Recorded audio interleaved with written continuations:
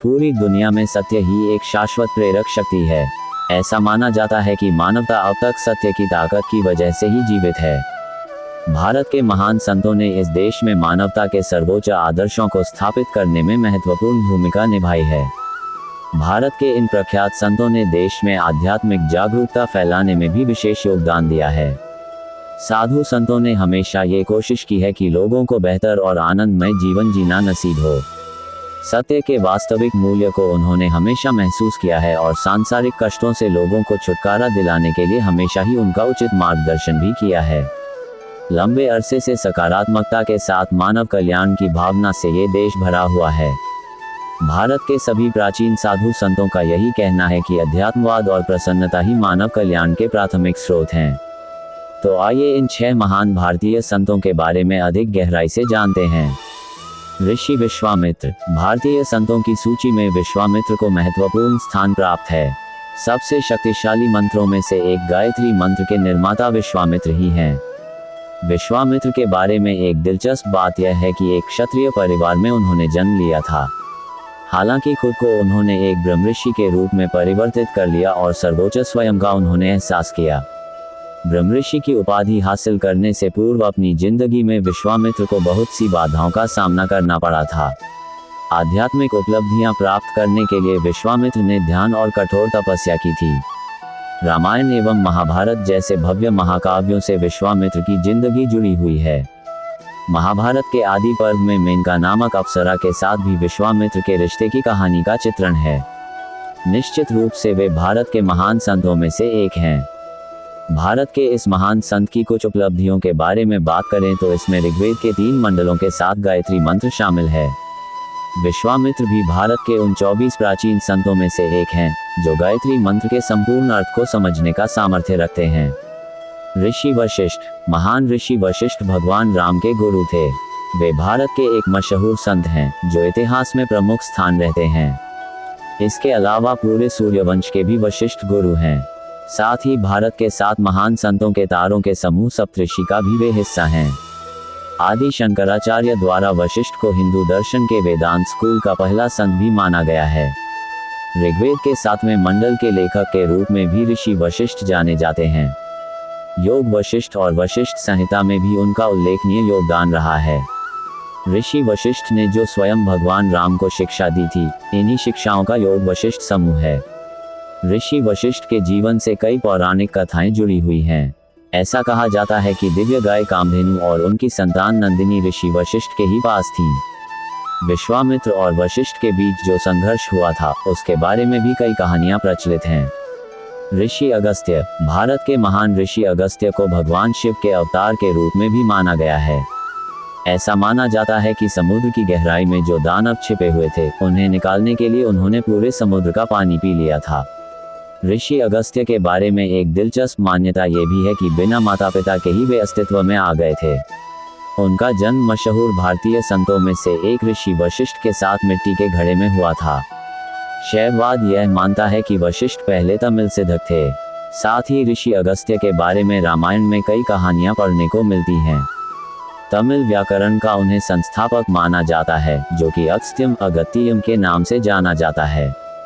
ऋषि अगस्त्य के नाम कई भजन, अगस्त्य संहिता और अगस्त्यमाता जैसे कई महान कार्य है। रत्न और हीरे के बारे में अगस्त्यमाता में बताया गया है। साथ ही अन्य आभूषण बनाने के बारे में भी इसमें जानकारी दी गई है। ऋषि कश्यप। भारतीय इतिहास के महान संतों में ऋषि कश्यप को भी महत्वपूर्ण स्थान प्राप्त है। वे भी सप्तर्षियों में से एक हैं। अथर्ववेद के मुताबिक कश्यप एक महान विद्वान हैं। महान भारतीय संत कश्यप को देवों, असुरों और नागों के साथ संपूर्ण मानव जाति का भी पिता माना गया है। ऋषि कश्यप की 2 पत्नियां थीं, जिनके नाम अदिति और दिति हैं। अग्नि और आदित्य अदिति की संतान हैं, जबकि दैत्य दानव दिति की संतान हैं। भारतीय चिकित्सा विज्ञान पर ऋषि कश्यप ने कई गहन रचनाएं की हैं। उनका उल्लेखनीय काम कश्यप संहिता आयुर्वेद का एक महत्वपूर्ण पुस्तक है, जिसमें खास तौर पर बाल रोग, स्त्री रोग और प्रसूति के बारे में बताया गया है। ऋषि वेदव्यास। वेदव्यास, जो कि महर्षि वेदव्यास के नाम से भी जाने जाते हैं, वे 7 चिरंजीवी में से एक हैं। प्रसिद्ध महाकाव्य महाभारत, जिसमें कौरवों और पांडवों के बीच के महान युद्ध की कहानी लिखी गई है, इसकी रचना इन्होंने ही की थी। ऐसा माना जाता है कि महर्षि वेद व्यास ने सनक और सनातन जैसे प्रख्यात भारतीय संतों के मार्गदर्शन में अपना अध्ययन पूरा किया था। भारत के महान संत ऋषि वशिष्ठ के परिवार में उनका जन्म हुआ था। साथ ही त्रिदेवों में से एक भगवान विष्णु के समान ही इन्हें सम्मानित माना जाता है। महर्षि वेद व्यास ने ब्रह्मसूत्र और 18 पुराणों की रचना की थी। भागवत उनकी सबसे महत्वपूर्ण कृतियों में से एक है। ऐसा माना जाता है कि देवऋषि नारद ने महर्षि वेद व्यास को अपनी जिंदगी के अंतिम लक्ष्य के रूप में भागवत को लिखने के लिए प्रोत्साहित किया था। उनकी प्रख्यात कृति महाभारत के बारे में भी एक रोचक तथ्य प्रचलित है। दरअसल महाभारत की रचना तो वेद व्यास ने की थी, मगर इसे लिखा था भगवान गणेश ने। वे भारत के महान संतों की सूची में चमक रहे हैं। ऋषि भृगु। महर्षि भृगु बहुत शक्तिशाली थे। वे वैदिक काल के प्रमुख ऋषियों में से एक थे। उन्हें अद्वितीय ज्ञानी, योगी और ज्योतिषी के रूप में जाना जाता है। वे सप्तर्षियों में से एक थे। वे ब्रह्मा द्वारा बनाए गए कई प्रजापतियों में से एक थे। उन्होंने वेदों की रचना में योगदान दिया था। उन्होंने भृगु संहिता नाम का ग्रंथ लिखा था, जो ज्योतिष शास्त्र में एक महत्वपूर्ण कृति है। उन्होंने संजीवनी विद्या की खोज की थी। उन्होंने ही पृथ्वी पर अग्नि का उत्पादन करना सिखाया था। उन्होंने ही बताया था कि किस तरह अग्नि प्रज्वलित किया जा सकता है और किस तरह हम अग्नि का उपयोग कर सकते हैं। महर्षि भृगु के वंशज भार्गव कहलाते हैं। महर्षि भृगु के पुत्र दैत्य गुरु शुक्राचार्य का भी वंश आगे बढ़ा भार्गव नाम से। ऋषि दुर्वासा। ऋषि दुर्वासा बहुत शक्तिशाली थे। ऋषि दुर्वासा को भगवान शिव का अवतार माना जाता था। वे प्रकांड विद्वान थे और उन्होंने कई ऋचाओं की रचना की थी। वे सतयुग, त्रेतायुग और द्वापर युग में रहे थे। वे मुख्य ऋषि मुनियों में से एक थे। वे जहाँ कहीं जाते थे, लोग देवता की तरह उनका आदर करते थे। वे छोटी छोटी बातों पर क्रोधित होकर श्राप दे देते थे। ऋषि दुर्वासा से जुड़ी कुछ और बातें। उनके पिता ब्रह्मर्षि अत्रि और माता सती अनुसुया थीं। दत्तात्रेय और चंद्रमा उनके सगे भाई लगते थे।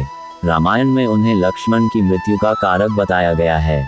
महाकवि कालिदास की महान रचना अभिज्ञान शाकुंतलम में उन्होंने शकुंतला को शाप दिया था। शिवगणों ने दुर्वासा ऋषि से अपनी मस्ती शुरू कर दी, जिससे क्रोधित होकर दुर्वासा ऋषि ने शिव जी को श्राप दे दिया। कुरुक्षेत्र के युद्ध के मैदान में उसके छोटे सौतेले भाई अर्जुन के हाथों उसकी मृत्यु हुई। ऋषि भारद्वाज। ऋषि भारद्वाज वैदिक ऋषियों में बहुत महत्वपूर्ण माने जाते हैं। वे कई क्षेत्रों में अपने ज्ञान के लिए जाने जाते हैं। वे एक शिक्षा शास्त्री, राजतंत्र मर्मज्ञ, अर्थशास्त्री, शस्त्र विद्या विशारद, आयुर्वेद विशारद, विधिवेता, अभियांत्रिकी विशेषज्ञ, विज्ञानवेता और मंत्र द्रष्टा थे। ऋषि भारद्वाज के बारे में कुछ खास बातें हैं।